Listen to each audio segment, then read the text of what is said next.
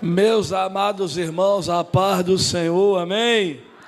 Glória a Deus. Antes de estar realizando os devidos agradecimentos, já quero convidá-los a que abram vossas Bíblias no livro dos Atos dos Apóstolos, capítulo 4, versículo 18.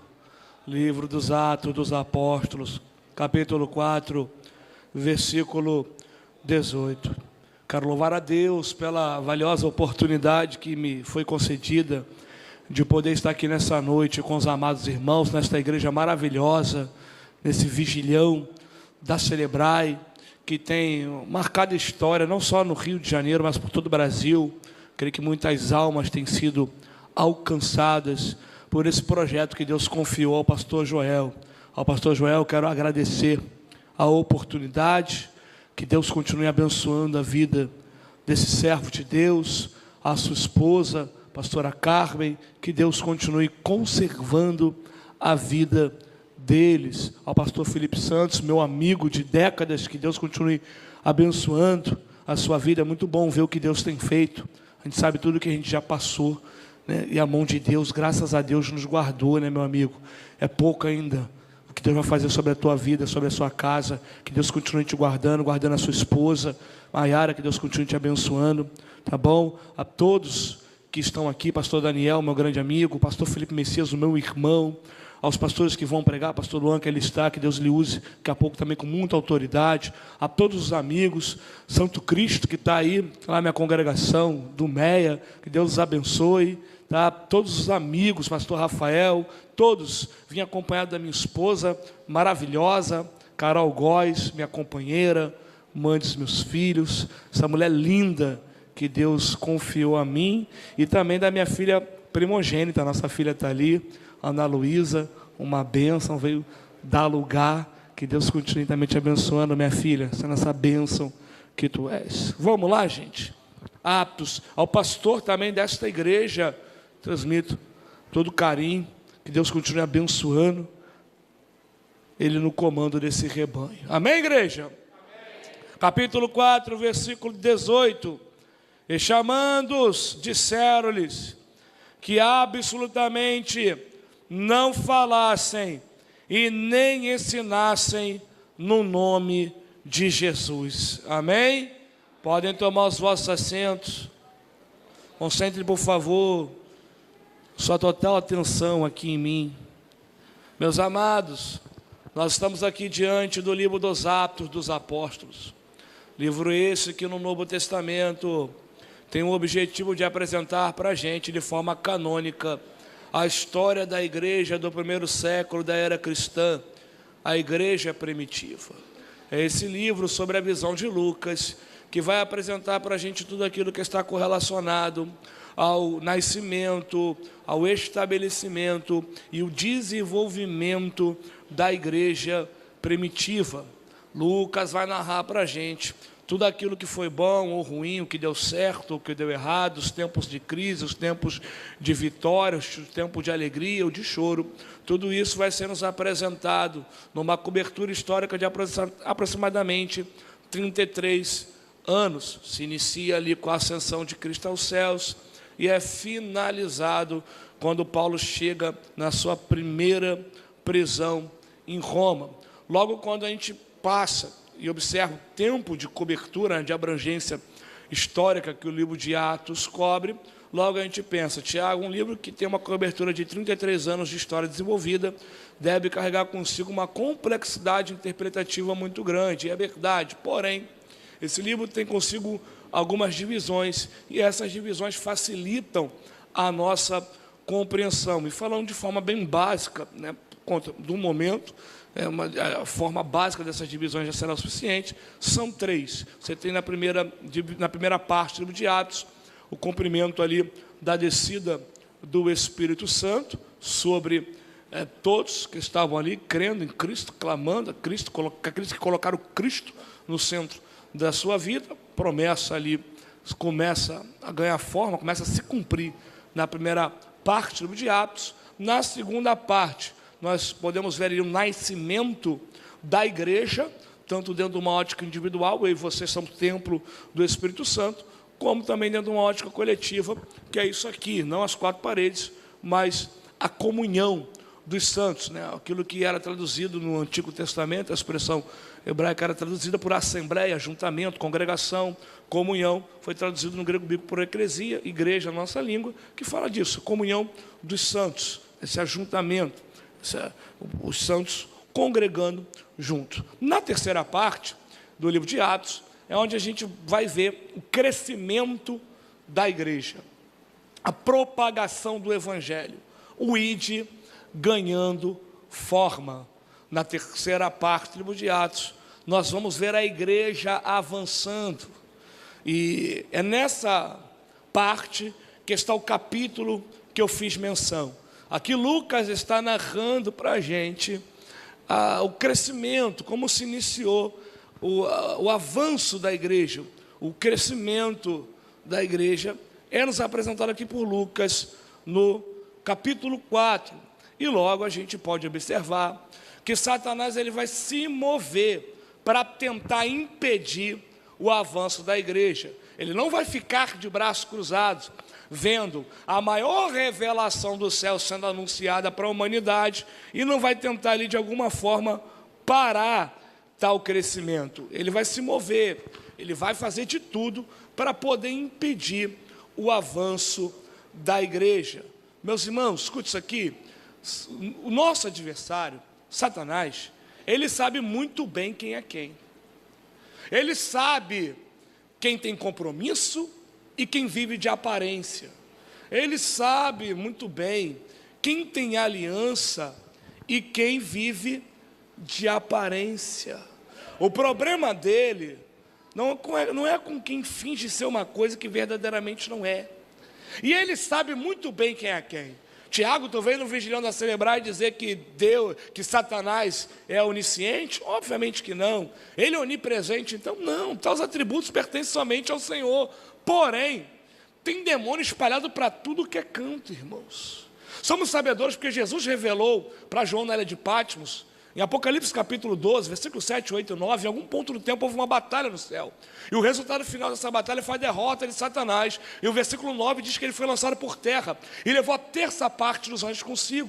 Não temos uma concretude sobre o número de anjos que caiu com Satanás ali, mas podemos fazer uma breve analogia, uma rápida analogia, utilizando Apocalipse capítulo 9, onde é mencionado que na grande tribulação, 200 milhões de demônios vão ser soltos. Se tem 200 milhões de demônios soltos, imagina o número de demônios que tem soltos atualmente. Então tem demônio em tudo que é canto, e uma especialidade deles é fuxicar a vida dos outros. Então eles sabem muito bem quem é quem. Então o problema deles não é com quem vive de aparência, mas sim com quem tem compromisso, com quem vive uma vida de posicionamento. Eu estou pregando para alguém aqui que não está me entendendo o porquê de tanto levante, porque você é obediente, você tem comunhão, você ora, você busca, você é fiel ao Senhor.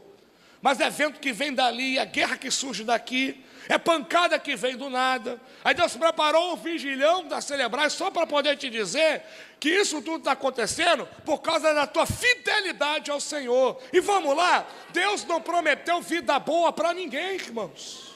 Evangelho não é promessa de vida boa, evangelho é exigência de renúncia. Ele foi bem honesto.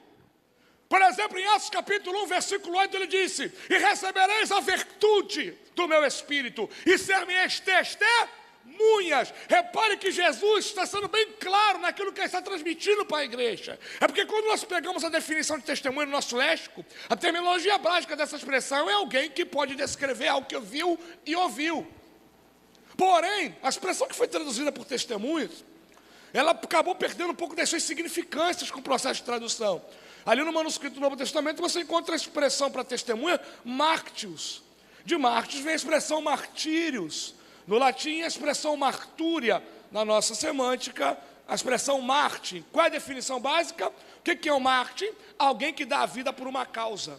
Alguém que dá a vida por uma causa. Então Jesus está sendo claro para o seu discípulo dizendo: pela causa que eu vos apresentei, vocês passarão por dificuldades. Pela causa que eu vos apresentei, vocês passarão por crises. Pela causa que eu estou confiando a vocês, vocês serão afrontados. Pela causa que eu vos apresentei, vocês poderão perder até a sua própria vida. Mas sofra o que vocês sofrerem, chore o que vocês chorarem, não abram mão da causa que eu vos confiei. A maior luta do inimigo é fazer com que a gente abandone a causa que Cristo nos confiou. Por quê? Porque sem causa não tem efeito. Sem causa não tem efeito. Para ter efeito, tem que ter causa. E qual é o nome da causa? Evangelho. E qual o efeito, oh, aleluia, que o Evangelho resulta? Na regeneração, na justificação, na santificação, na remissão, na propiciação, na expiação, na redenção,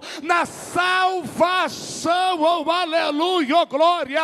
Então o maior pavor de Satanás são aqueles crentes que passam o que passam, sangram o que sangram, choram o que choram, mas eles carregam um grito consigo: eu não abrirei mão da causa, oh, aleluia. Jesus não prometeu vida boa para ninguém. Em João capítulo 16, versículo 33, ele disse: no mundo tereis aflições, mas tende bom ânimo, eu venci o mundo. E vamos lá, a vitória que nos importa está em Cristo, porque em Romanos capítulo 8, Paulo disse que nele, somente por ele, nós somos mais do que vencedores. Cadê você que crê nisso? Cadê você que crê nisso? Oh, aleluia, oh, glória. Não abra mão da causa que Cristo te confiou, porque por mais que hajam dificuldades, Ele também está garantindo: a minha virtude, o meu poder vos acompanhará. Só que poder de Deus não é para quem quer, poder de Deus é para quem se posiciona. Olhe para cá, em Lucas capítulo 24, versículo 49, Jesus disse: eis que vos envia a promessa de meu Pai, ficai na cidade de Jerusalém, até que do alto seja revestido de pó. Jesus está dizendo: vai ter promessa no início, vai ter poder no final, mas há um meio termo. Qual é o meio termo? Fica em Jerusalém.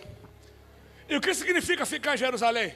Ficar em Jerusalém naquele momento era ficar no último lugar que os discípulos queriam ficar, porque Jerusalém ali representava vergonha, motivo de perseguição, cenário de perseguição, porta fechada, medo. Escuta isso aqui.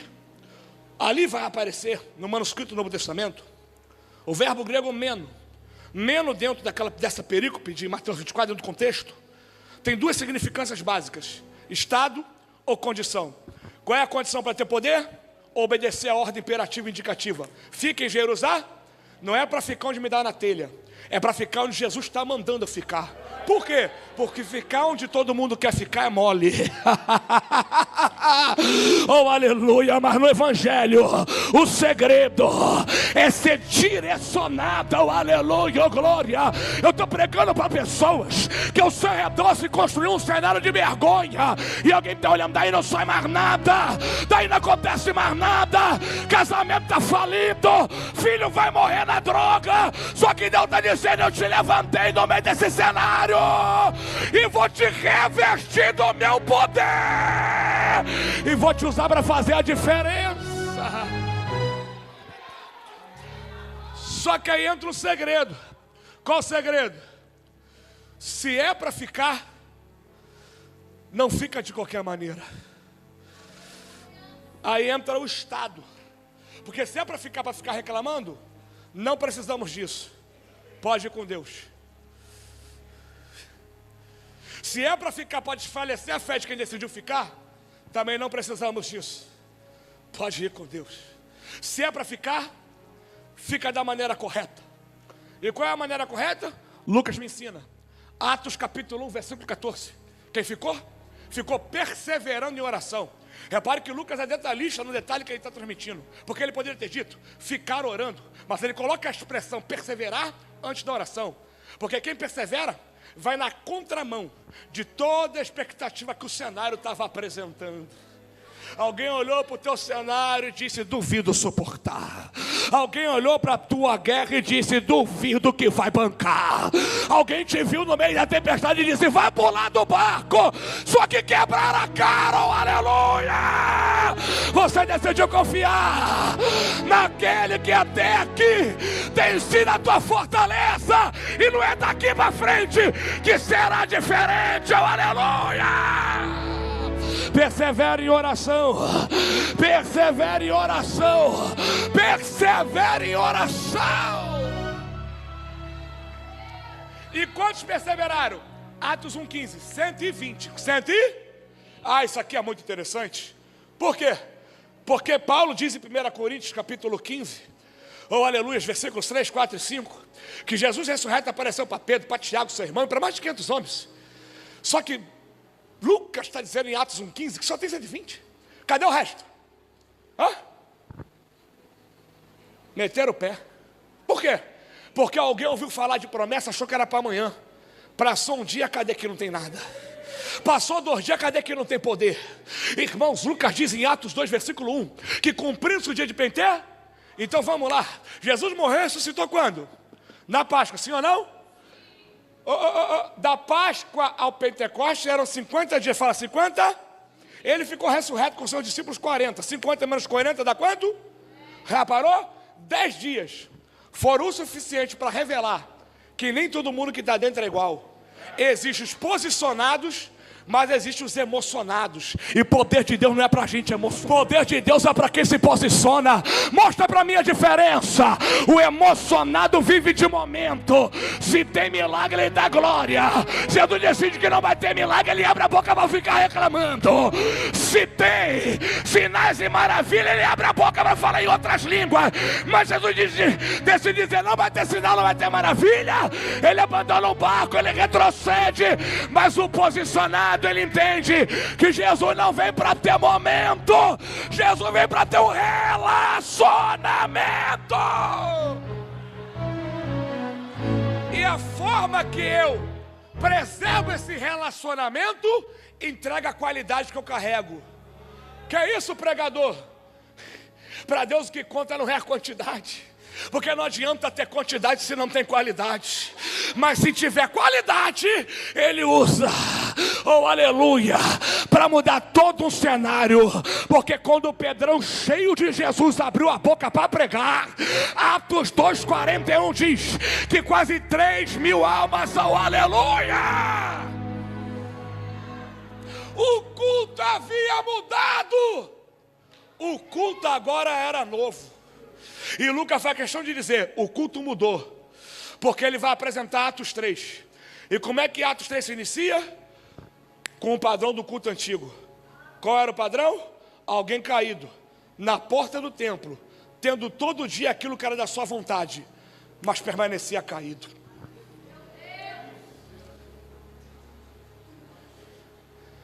O máximo que poderia, pastor Joel, acontecer ali era uma mudança de lugar. Mas o evangelho não é sobre mudança, é sobre transformação.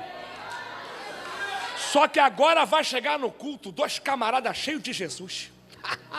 E quando aquele camarada que está caído olha para eles, vai fazer o que já era de costume: me dá aquilo que é da minha vontade.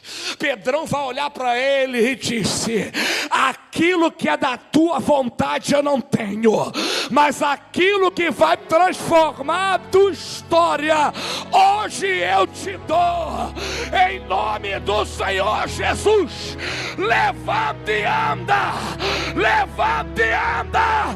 Deus preparou o vigilhão da Celebrai hoje em Caxias para dizer: no culto onde Jesus é a prioridade, ninguém vai ficar caído no meio do caminho. Tem levante e anda, tem levante e anda, tem cura, tem transformação. Cadê você que pode jogar a tua mão pro alto, rasgar a tua alma em adoração nesta madrugada? O culto havia mudado, o padrão do culto, oh aleluia, agora o culto era o culto novo. E quando Satanás agora vê que está tendo levanta e anda, quando ele vê que está tendo cura, crescimento, ele diz, eu tenho que parar isso. E o que ele faz? Não vem pessoalmente para não dar muito na cara. Ele viu seus secretários. Dentro do contexto de Atos 4, a liderança religiosa da época do judaísmo. Quando eles chegam na praça, aonde o camarada que foi curado em Atos 3 havia acabado de dar testemunho, e Pedrão havia pregado sobre o camarada, sobre quem curou quem estava a vida toda caído, Jesus. Atos 4 diz que quase mais 5.000 almas haviam se convertido. Aquilo que começou com 120, agora já eram mais de 8.000 pessoas. Oh, aleluia. Quando o diabo vê aquilo ali, ele fica desesperado. E ele diz, temos que parar isso. Eles enviam seus secretários. E eles entenderam que a única forma de parar o crescimento da igreja da forma correta era arrancar o centro do culto. E logo a ordem que eles vão dar ao chamar os discípulos é: e chamando-os disseram-lhes que absolutamente não falassem e nem ensinassem no nome de Jesus. Olhe para cá, por favor. Uma coisa que o nosso adversário tem é estratégia. Por isso uma coisa que eu sempre ensino é: não subestime teu inimigo. Não superestime, mas também não subestime. O inimigo não está mais perdendo tempo arrancando o crente dentro da igreja, porque ele sabe que o ciclo de oração vai atrás, vai trazendo o joelho. Se afastou por sem vergonha isso na cara, vai trazer pelo puxão da orelha. Se foi fraqueza espiritual, vai trazer pela oração. Então o diabo faz, não perde nem tempo, deixa o crente dentro. Então o que a gente faz? Então os subordinados perguntam para ele: tira o centro do culto, tira Cristo, tira Cristo. E coloca o que no lugar para o homem não perceber? Coloca a vontade do homem. Por quê? Porque enquanto o homem tiver aquilo que é da sua vontade, ele nunca vai perceber que perdeu aquilo que supre a sua necessidade. E qual é a necessidade da humanidade? Já nascemos em pecado. Natureza pecaminosa. A criança, quando nasce, ela tem uma idade para a natureza pecaminosa ser ativada. Não se sabe, não se tem uma concretude sobre tal idade, só Deus sabe. Mas quando se começa a saber o que é certo e o que é errado, a natureza pecaminosa fica ativada. E é necessário Cristo entrar. Então qual é a necessidade da humanidade? Cristo. Se eu tiro Cristo, não tem salvação. Se eu tiro Cristo, não tem como suprir a necessidade. E o que o inimigo faz para o homem não perceber? Coloca a vontade do homem. Porque quando ele tiver aquilo que é da sua vontade, ele não vai perceber que perdeu aquilo que supre a sua necessidade. E como é que é um culto onde a vontade do homem está no centro? Como é que é configurado tal culto? Simples. Te dou 3 exemplos e a gente encerra a mensagem. Primeiro exemplo: nesse tipo de culto Deus é relativo. Por quê? Deus pode ser aquilo que eu quero que Ele seja. Se eu quero ser servido, eu chego no culto, Ele é meu garçom. Ele está aqui na porta, aqui no púlpito, com uma bandeja. E ao me ver, Ele diz: evangelista Tiago Góes, o que o meu Senhor deseja para o culto dessa noite? Nesse tipo de culto ele pode ser o gênio da lâmpada de Aladim. Por quê? Eu vou na campanha que me agrada, dou uma esfregadinha, peço o que eu quero e vou embora para casa. Só que Jesus não é Jesus de esfregadinha. Jesus é um Jesus de relacionamento entre noivo e noivo. Nesse tipo de culto ele pode ser o chaveiro, que vem com molho de chave. E tem chave para tudo que é gosto. Chave de prata, de ametista, de safira, de rubi, de bronze, chave de ouro. Abre tudo que é porta. A porta dos fundos, a porta da esquerda, a porta da direita. Te leva para a porta larga, mas a estreita.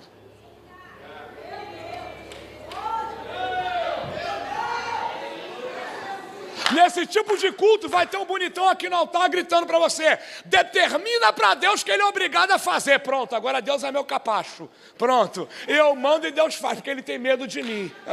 Manda que Deus faz, é até interessante. Mas quando a gente vai para a Bíblia, Tiago capítulo 4, versículo 3, Tiago diz: a gente pede, ainda pede mal, porque a gente pede para os nossos próprios prazeres, para os nossos próprios deleites. A expressão que foi traduzida por prazeres ou deleites é a expressão grega edoné. Dessa expressão vem uma heresia chamada hedonismo. O que o hedonismo ensinava? Um Deus que só existe para me fazer feliz. Que maravilha! Um Deus só existe para suprir os meus prazeres. Irmão, se a gente não se banhar no sangue de Cristo,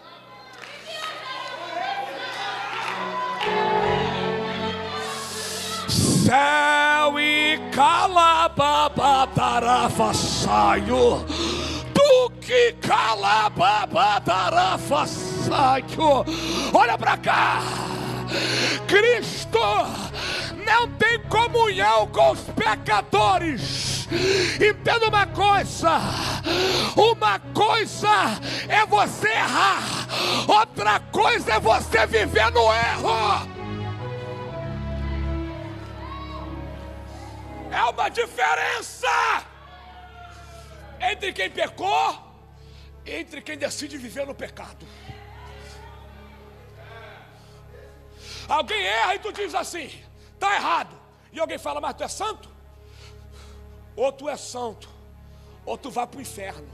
Porque 1 Pedro 1,16 diz, sejais santos assim como eu sou. Hebreus capítulo 12, versículo 14, segui a paz com todos e a santificação sem qual ninguém. Só que ter vida santificada não me isenta de errar. Mas buscar ter vida santificada não me faz aceitar na minha vida aquilo que vem para me separar de quem me santifica. Oh, glória, olha para cá. Então, Paulo diz em 1 Coríntios capítulo 10, versículo 12, que aquele que pensa que está de pé, acude para que não. Em Romanos capítulo 7, versículo 19, Paulo diz, e o bem que eu quero fazer eu não faço, o mal. Aí no versículo 20 diz, eu estou fazendo aquilo que eu não quero, já não faço eu, mas o pecado que habita em. Aí no 24 ele grita, miserável homem que eu sou, quem me livrará do corpo dessa? Só que ele entra agora com uma conjunção adversativa, uma mudança de cenário, no versículo 1 de Romanos 8, dizendo, portanto, nenhuma condenação há para aqueles que estão em. Mas como não tem, peraí, se não tem condenação, não tem culpa, sim ou não? Mas como não tem culpa, se no versículo 20 de Romanos 7 ele está dizendo que tem o pecado? Pega isso.